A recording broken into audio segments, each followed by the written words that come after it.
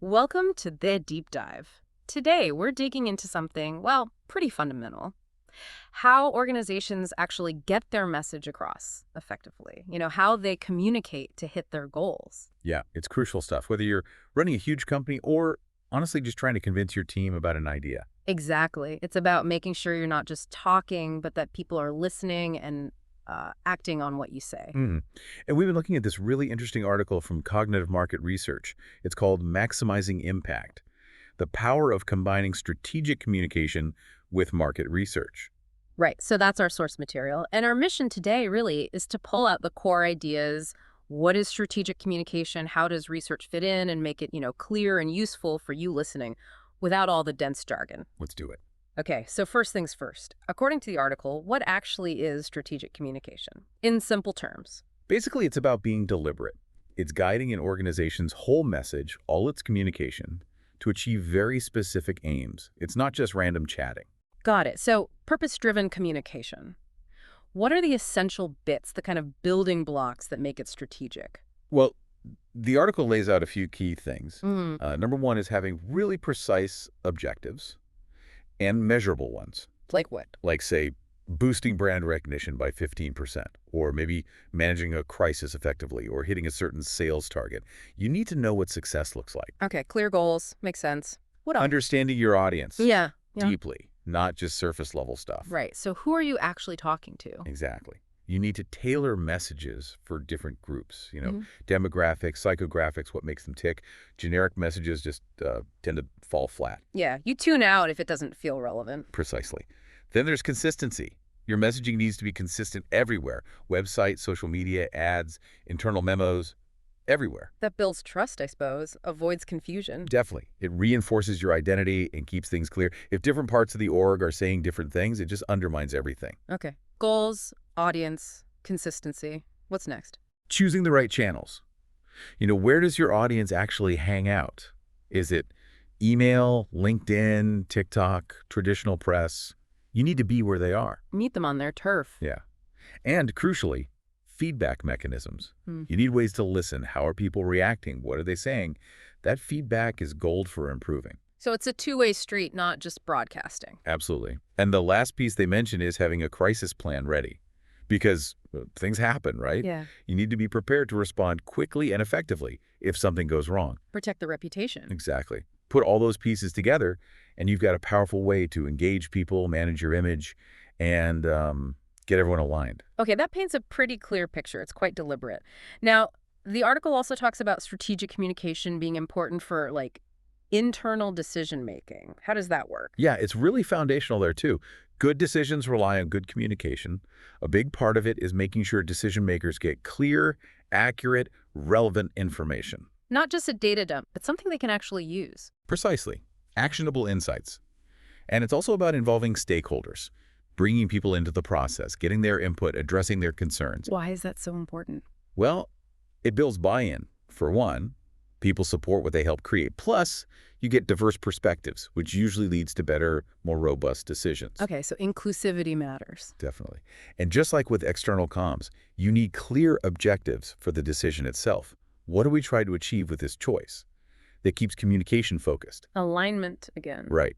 And consistency in how you talk about the decision is vital. Everyone needs to understand the why and the what, the rationale, the implications.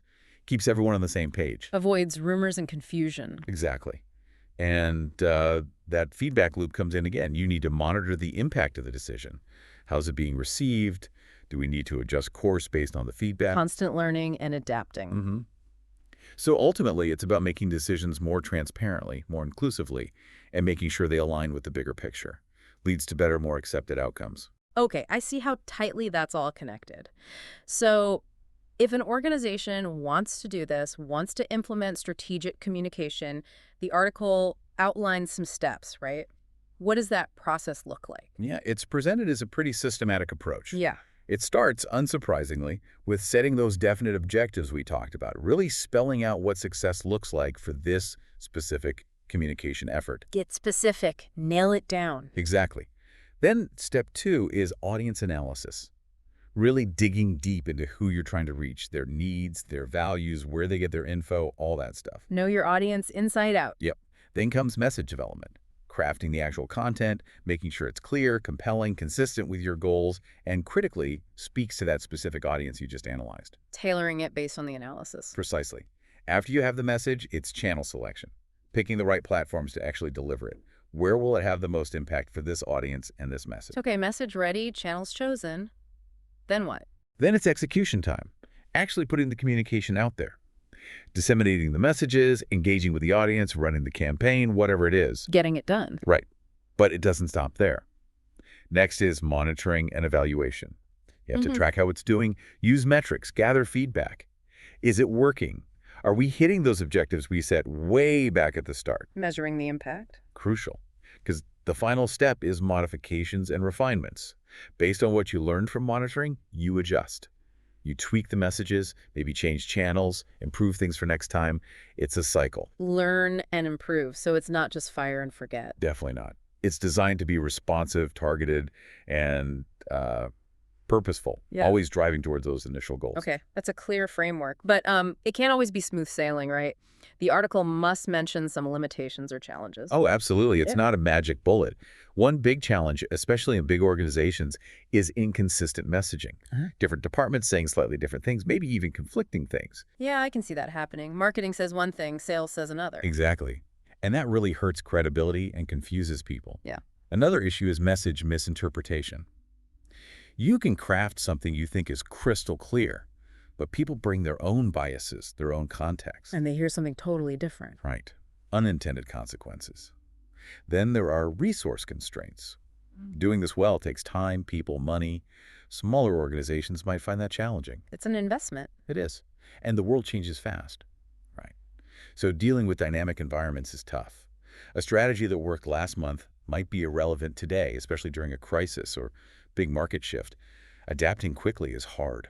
Keeping up with the pace of change. Yeah. And finally, feedback challenges. Sometimes it's just hard to get good feedback, or organizations don't have good systems to collect and analyze it. And without that feedback, You're flying blind on whether it's working or how to improve. pretty much. So, yeah, these limitations mean you need to be adaptable, stay consistent, and plan really carefully. Understood. It requires ongoing effort and attention. Now, a big focus of the article is linking this all back to research. Let's talk about primary research. First, collecting your own data. How does that specifically boost strategic communication? It's incredibly valuable.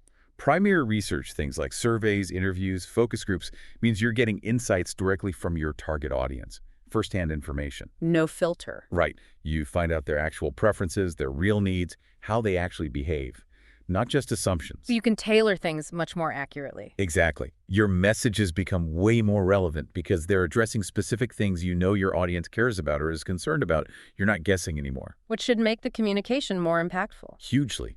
It's more engaging, more persuasive.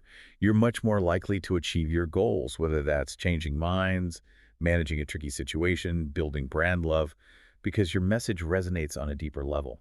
It's grounded in reality. Based on evidence, not just gut feeling. Precisely. And it also helps you choose the best channels and tactics for that specific group.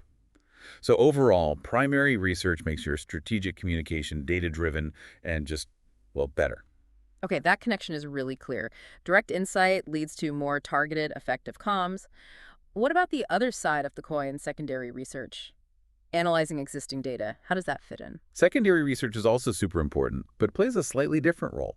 This is about using existing information market reports, academic studies, industry analyses, competitor info, data that's already out there. Stuff you don't collect yourself. Right. What it gives you is context, the big picture. Helps you understand industry benchmarks, like what's normal performance in your sector. It shows you the competitive landscape, who else is out there, what are they saying, and crucially, market trends, what are the larger shifts happening. So it situates your own efforts within the wider world. Exactly.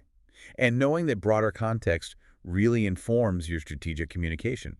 When you develop messages, understanding the overall market, general audience preferences from this wider research helps ensure your message is relevant and likely to resonate. You're not operating in a vacuum. Can you give an example? How might secondary research change a message? Sure. Let's say secondary research shows a big trend towards sustainability concerns among consumers in your market. Okay. Knowing that, you might adjust your communication to really highlight your company's environmental initiatives or sustainable practices, tapping into that existing trend and showing you're aligned with those values. Right, connecting to something already on people's minds. Exactly. It also helps with strategic positioning. Secondary research can reveal gaps in the market or opportunities to differentiate yourself from competitors. Finding your unique spot. Yeah. And then your communication can really emphasize that unique value proposition tailored to stand out in the current market environment. So, primary research gives you the deep dive on your specific audience, and secondary research gives you the lay of the land, the broader context. That's a great way to put it. And the article really stresses that using both makes your strategic communication much, much stronger. This has been incredibly insightful. Okay, so let's try and wrap this up. What we've really seen is that strategic communication isn't just about sending messages. It's a whole process. Yeah, a deliberate one.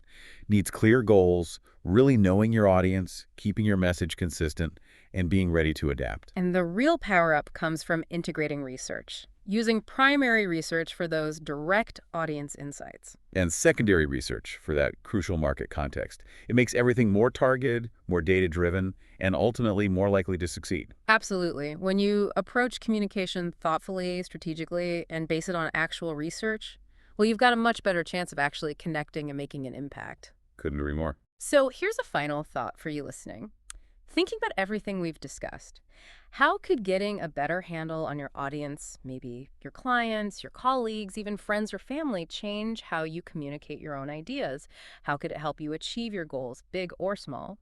And maybe, just maybe, what's one small research step, even just asking a few careful questions you could take today to make your own communication a little more strategic, a little more impactful? Something to think about. Definitely. Thanks for diving deep into strategic communication with us today.